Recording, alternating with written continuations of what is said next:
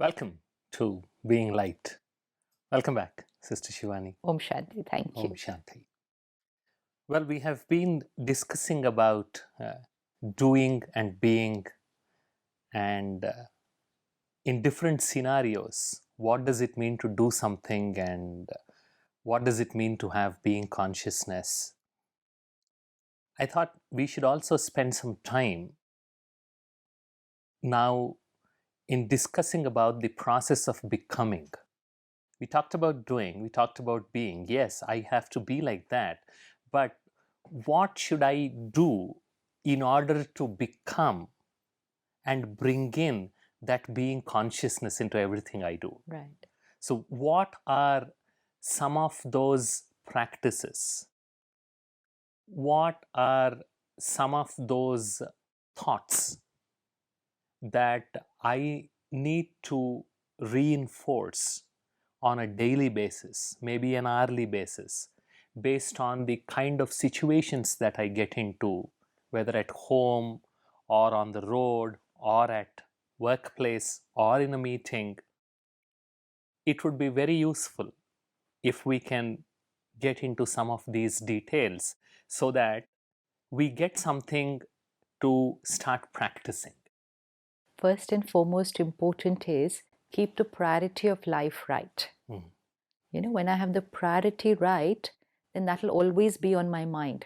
This is like we know this is top priority. So even if there are a lot of other things happening around us, be very clear. This is the one which is the top priority. If we check our list of responsibilities today, we go work, family, self. Yes. Then what's most important? Work. Second, family. Third, self. And most of the time we don't reach till the third. Yeah. Yeah, because the first Most two, of the days, in fact, the yes. first one is taking up most of the time and the energy, and then that little bit which I carry home in the evening is for my family. And I'm just saying it on a daily basis that I don't have time for myself because my time is getting used by the first two responsibilities of my life. Now, just to see what is the right priority, because we know the answer. We know the answer, but it's just a belief system which we haven't stopped and checked. Is it going to be work, family, self, or is it going to be self, family, work? And we all agree with that it's self, family, work, which does not mean I'm going to give 10 hours to the self and then 3 hours to family and then 2 hours to work. No, it's not about time. It's about priority in terms of where is my first responsibility. So if the self takes care of itself, which means if there's an element of self-care in my life and an element of self-responsibility, that here is what is responsible for my life. It's not that the work creates my happiness, it's my happiness which makes work fun and I'm a better achiever. So just getting the equation right, that it's going from the self to the work, not going from the work to the self. So that's the priority. So the self is the seed.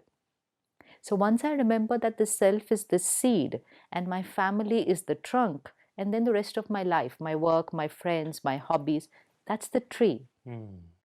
If I go the other way around, I try to take care of the tree, thinking that a healthy tree will create a very healthy seed. Interesting, because there's a saying in Hindi, पत्ते पत्ते को पानी देने जाओगे तो पेड़ सूख जाएगी. Exactly. फल भी सूख जाएंगे, फूल भी मुरझा जाएंगे, because by the time you water here and you go there, this one's dried up. And how much time does it take to water this tree, and how much time does it take to water the seed? Yeah. And even if you wash every leaf, every fruit, every flower, will that nourish the seed? Which means even if you're the best at work, even if you've achieved more than what you thought you could achieve, even if you are number one in everything that you wanted to do, does that mean you're happy? Most important, does that translate into contentment? Yes. It can translate into success. Correct. Success as what the world says is success, but does it make you feel contented?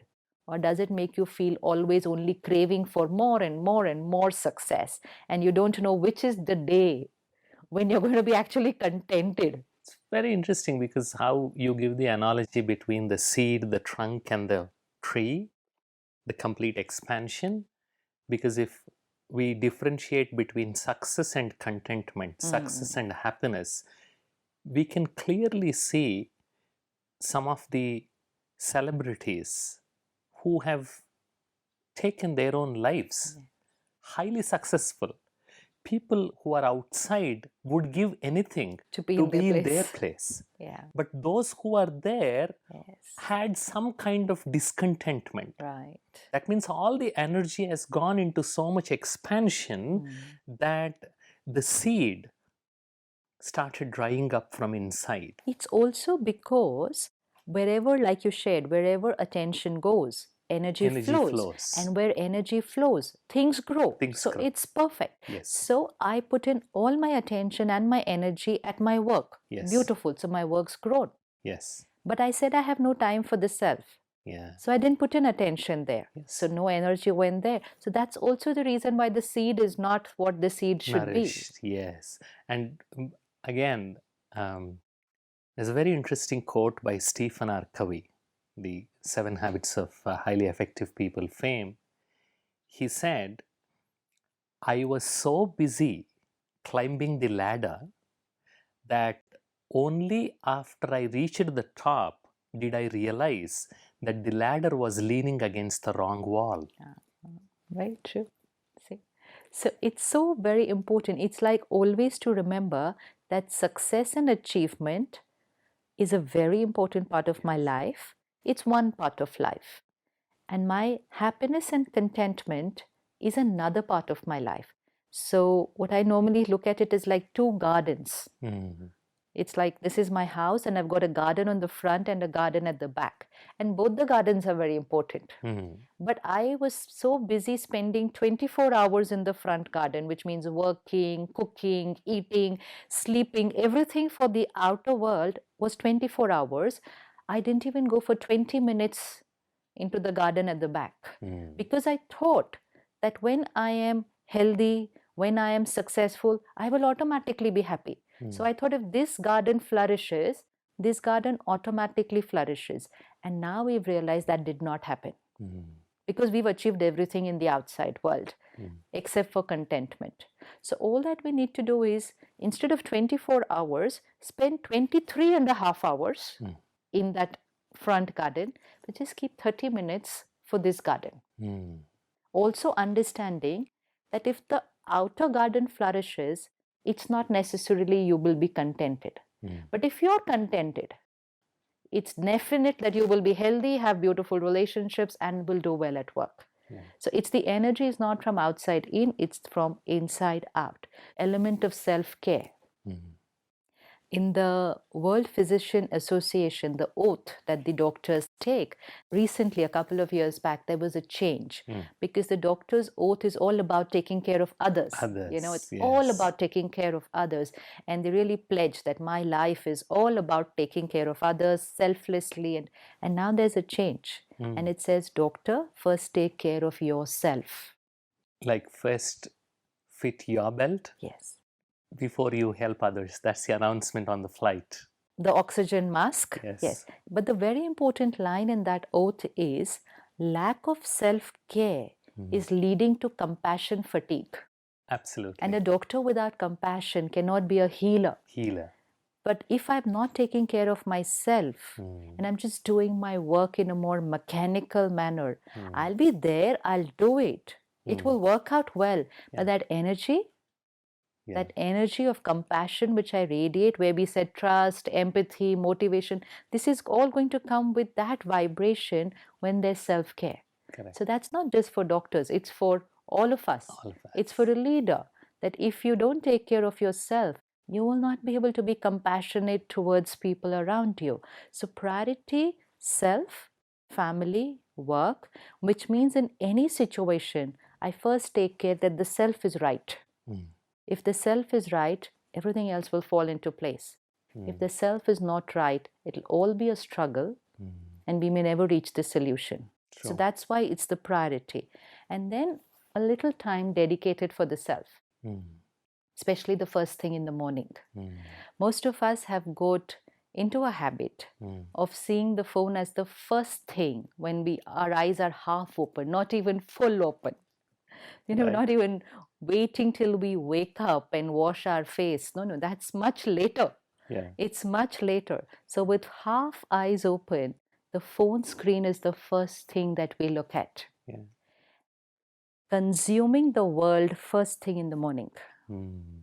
We're consuming the world. So We're whether not it's creating through, it. yeah, no, most important, if I consume the outer world, the creativity of my inner world is Let over. go. Absolutely. It's over. Yes. Because I've just consumed. Yes. And then I live a life of that consumption. Yes. So I'm taking what the world is giving, rather creating what I want to give to the Yes. world. Yes. So first thing in the morning, earlier, if we go 20, 30 years back, the morning time was a very sattvic time in Correct. every family. Yes. It was a time of prayer and chanting and meditation and listening to very nice bhajan songs, Correct. whatever, Yes. each one in their own way. Yeah. But it's a high vibration time Mm. because it's the energizing time of the day. Mm.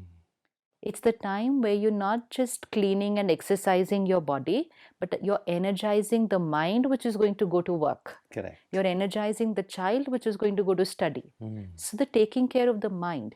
Now in this age of technology and always being in a hurried energy, we've skipped that first hour of the morning, which was supposed to be for the self. Mm. And everything that we're seeing is a result of having skipped that first 1 hour. Yes. Because Yes. we are now doing everything without charging the mind. Yes. So it's like the phone.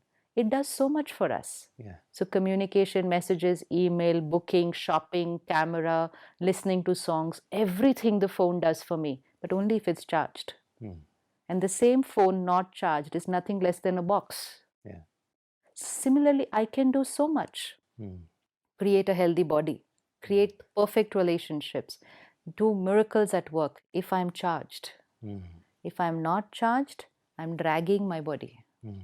I'm having conflicts at work with people, Mm. and my work has become very monotonous and boring because the phone here, the mind, is not charged. So let's just prioritize that today. That the first thing in the morning, I don't consume the world. Yes. So if you wake up at 5, let's look at the phone at 6. If you wake up at 6, let's look at the phone at 7. So at least keep 1 hour no technology. And definitely not work related, even in that after that first 1 hour, not work related. The reason we are going through mental health issues and emotional health issues is a tired mind. True. Fatigued. And the reason why the mind is tired, because it's always working. Correct. It's always working. When we didn't have phones, when we were at home, we were at home. Yeah. Sunday was a Sunday. Yeah. Holiday was a holiday. Yeah. But now, because I'm always connected to work, Yeah. even if nothing, I'm receiving my emails. Yeah. I'm receiving a phone call. I could be sitting with family, but I'm thinking about work. Yes. Just before going to sleep, I check all my emails. So the body goes to sleep after that. I've given my mind If so it much can. to think. If it can. No, but even that, because we're Yes. so tired, we That's say I what- fell off to sleep, but we're not sleeping well. Well. Because just before sleeping, we gave something to stimulate to the mind. Especially work related. Work related. It's yeah. work related. It's not necessarily good news, bad news, and it's something which stimulates the mind. So we have to have these cut-off times of work. Now, this as a leader of an organization, if somebody takes a decision, it's the best gift they can give their people. Latest research also talks about brain needing downtime. We do not give any downtime. We are constantly revving up the engine. And it's a known fact that a brain that is continuously stimulated, continuously connected with technology, is a stressed brain, is a weak brain. Today's organizations expect their employees to be always connected and to respond even in the middle of the night. And they consider this as hard work. I feel this is not hard work, this is harsh work. Harsh both towards the self And in the mid-term and long term, it's going to be harsh on the company's profits too, which organizations don't seem to be realizing. Because if you provide the necessary downtime, if you allow the people have good rest, get connected with their families, then a well rested and calm brain, which is well connected with the people and not the screen. I'm not talking about connection with the screen, is in a much better position to do more creativity. So, if you want continuous connection, then you forget about creativity. If you want creativity, learn to disconnect. And most important is, only when you disconnect will you be truly connected to people when you come next day to work. Absolutely. Because, and we've all experienced this, when we are tired, Yes. even if we're just physically tired, leave Yeah. alone being emotionally and mentally tired, Yeah. if we are physically fatigued, Yeah. we tend to get irritable. Yes. Yeah. Yeah. But other people around us understand us on those days, and Yeah, they say, it's okay, thaka hua hai, they're tired, they'll be fine tomorrow morning, or they're not well, they'll be fine in another day or two. But when that becomes a way of living, Yeah. so tired minds are irritable minds. Absolutely. Tired minds lack compassion. Tired minds have high expectations, low acceptance level, because Absolutely. they have no strength to respond right to situations. They want the world to be right for them. Yes, because always the response is default.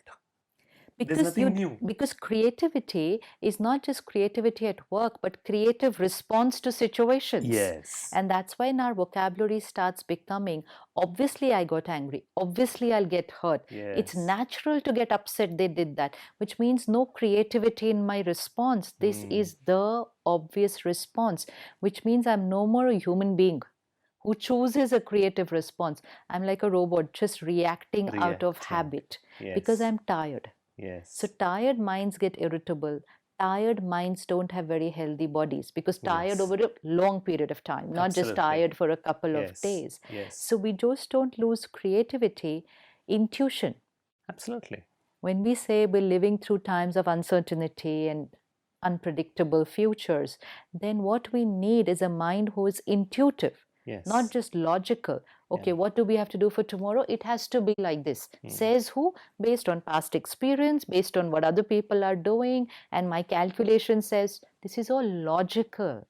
And tomorrow that logic can just go fall flat. Absolutely. But a rested mind, Yeah. a silent mind, Yes. intuition will give them the answer. Yes. And sometimes that intuition will be completely contradictory to the logic, but that intuition answer is right. Yes. And today, when we are talking leadership, people use the word intuitive leadership. Yeah. But then, if that leader is not rested, Exactly. they cannot be an intuitive leader. And a tired brain can also not pay attention. When there is no attention, your effectiveness and efficiency both get impacted.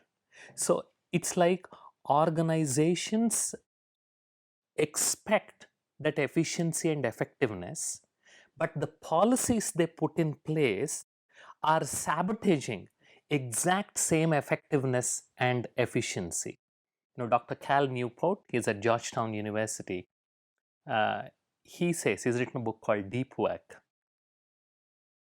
He says, if you can pay uninterrupted attention for 4 to 5 hours a day, you can do a lot of work. Because this constant distraction, you add that to the neuroplasticity of the brain, where this distraction becomes more natural, makes you more and more tired. Right. And then you complain that you are stressed. And because you're stressed, you pick up your mobile because that's your default response. That's the default distraction. And that stresses you even more. Right. And then you come to office and then you say, I have to be more effective, I have to be more efficient. It becomes a vicious circle. Right. So as an organization, if we can take this decision Yes. that we have our shutdown time or a cutoff Absolutely. time. Yeah. So let's say it's like some people say, oh, but we are working according to international timings, and okay, so everybody will set their own timings. Correct. But the fact is that keep at least 10 to 12 hours. Yeah. So let's say we are in a normal working day. So if I come home by say 7 or 8, then beyond 9, Yeah. no work communication. Yeah. And up to 8 o'clock in the morning. In the morning. Yeah. I deserve that time. Yeah, that's me time. It's my time. Yeah. I'm home. I'm not supposed to be at work 24 hours. Yeah. I'm not supposed to be. And taking care of those 10, 12 hours is also actually being fair to work next day morning. Absolutely. Otherwise, I'm dragging a tired mind, unhealthy body to work. Yes. It's not even fair to the organization to invite such tired people every day to work. That's what I said. In the name of hard work, are we encouraging harsh work? And this is something I feel organizations need to institute. Absolutely. It's important. It's important because that is what the leaders can actually set the example. Right. So keep a cutoff time and say no one will call each other. So let's say it's 9 p.m., which is not very early. It's 9. It's almost very close to bedtime. Yeah. But if it's 9 p.m., so after 9, no phone calls, no emails, no messages related to work, unless you keep it for a crisis, which should happen not more than once in 2 months, 6 months, because not everything can be labeled as urgent and crisis. If it's going to be crisis every other day, the problem is not here. There's something somewhere else that you need to fix it. Absolutely. So that's that cutoff time. Yes. Now, if the organization is not doing it, then don't wait for your organization. Do it for the self. Yeah. Otherwise we'll just sit back and say, but my company is not doing this. Yeah. So never mind. I create self-discipline. Yeah. I say 9 o'clock is my time to go to bed. Finished. I'm not going to be able to take any calls or messages after that. Only provided I don't fear. I was about to say that. Yeah. And if that fear comes because unconsciously you are comparing with somebody else who will take away your job. But what research shows and experience also shows is if you use your 8 to 9 hours in an uninterrupted fashion, without distraction, there is a lot that you can do which others can never catch up. Because Cal Newport also talks about this very interesting thing. When you can use your mobile and a 3-year-old can use the mobile, same mobile, when they can do the same activities and you're doing same activities, what value are you adding? World will recognize and reward those people where you add the value. And in order to add the value, it's not just the repeating the same old stuff, what creativity you bring in. And what you just said, if you have to be creative, you must learn to disconnect. You must learn to replenish. You must learn to give that silence time for your mind and brain to recover. So if I take the initiative, even if my organization is not doing it, so let me understand it, that what good this is going to do for me, and then really do it the right way. Not do it one day, then drop it the next day, then I won't see the results for myself. So let me give a time frame of 3 months to myself and say 3 months I'm doing this. It's like a fasting, जैसे हम व्रत करते हैं, उपवास करते हैं. We talk of detox. Some people today are saying 1 day in a month I will not use technology. 1 day in a week, that doesn't work. It's like overeating for 6 days and eating junk for 6 days and then fasting 1 day. That's just eat right every single day. That'll keep you healthy. So if I keep that 10, 12 hours as my time, have faith in yourself. And then not that you're not just using the screen, you're using that time the right way. So it's not that, okay, I will not have phone communication, but I'll sit and watch television and I'll fill myself with something some again, junk, which yeah. is not going That to won't be good work. for me. No, so I'm using that time Mm, that I will spend time with family. I mm. will read something which is, going to Empowering. empower me, change my ways of thinking. I sleep early.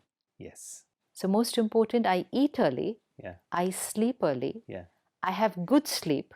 Exactly. Very important. Before sleeping, I write my journal for the day or my thoughts for the day and relax my mind. I just don't go fall off to sleep. Even that line falling off to sleep is not right, because then you've not prepared yourself to sleep. You've just Yes. fallen off to Yeah. sleep. Yeah. Even then the mind keeps thinking. Yeah. So then I spend at least half an hour Yeah. cleansing, resolving any issue, Yeah. counseling myself. If there's no solution, instructing my mind, we'll think about this tomorrow. Yeah. Doing all that self talk, which Mm. is also a part of meditation. Yes. Then energizing myself, relaxing the body, Exactly. spending time with family. Yeah. Then I'm really ready to sleep. Yes. So, sleeping also like a ritual. Be in a Absolutely. high energy state, silent mind, meditative sleeping, Yes. where even your sleep is energizing you. Energizing. So you don't think that, oh, you're wasting time by sleeping 6 hours. 6 hours. Yeah. You are energizing yourself for the next 12 hours. Yes. So sleep right. Yeah. If we sleep right, we will wake up early and we will wake up right. Yes. I'll just add one more. Sleep in an E-free environment. Yeah, Make your bedroom radiation free. right. If you have the mobile and you have your notifications on and you have the mobile in such a mode where the ringtone is very high, every few minutes there is a tick. And research clearly shows once there is that tick, there is a whole rush of a neurotransmitter called dopamine, which motivates you to act, expecting that you're going to get some reward. Whether you get or not is different, but that expectation created by this dopamine rush will not allow you to sleep. Once there is a tick, you are forced to get up. Yeah. So the easiest is either to move the mobile outside of the bedroom or put it on flight mode. I understand that this is digital blasphemy. We are asking people to commit, but it's important if you truly want to sleep, because lack of sleep has its own problems, Even health issues. physical health issues. A lot of lifestyle related diseases, or there's a very causal relationship between lack of sleep and a lot of lifestyle related diseases. I was listening to a doctor talking about diabetes, and she said, she was talking to corporates, and she said, okay, from 9 o'clock in the evening, no phones. And she's talking about diabetes, huh? And so no phones. And they're just staring at her. And like she said, so do you think that you can do that? And most of them said, no. She said, okay, then live with your diabetes. Simple. Life is very simple. If you don't want to do it, then don't sit here saying you want a solution to something. If you're not prioritizing your well-being, your health, you're not prioritizing it, you can't get anything for free. You have to work for it. You have to make some lifestyle changes. And like you said, notifications. Anyone can experiment this, that not only at night, just keep your notifications silent even throughout the day. It creates a different energy altogether. Otherwise, after some time, you're hearing notifications even when they're not ringing. Exactly. And that whole thing hurried, that every time it rings, you have to pick up the phone. You need to check. How many times was it really urgent for us to check that time? What would have happened had we seen that message 30 minutes later? We are the generation who's lived in an era who received the letter 1 week later. And here we are in an era where we're not ready to look at the message 20 minutes later. So we are building up that urgency, and then we're saying phone is the cause of our stress. Phone is not the cause of our stress. It's the way we are using the phone. So anyone should also experiment. Do you really need to keep your notifications on even during the day? Just keep your timetable depending on what your phone is for to your work, and check your messages after 1 hour, 2 hours, 30 minutes, whatever. But that constant ringing and the brain responding is also not very healthy for the mind and the body. Very good. Thank you so much. Thank Om you. Shanti.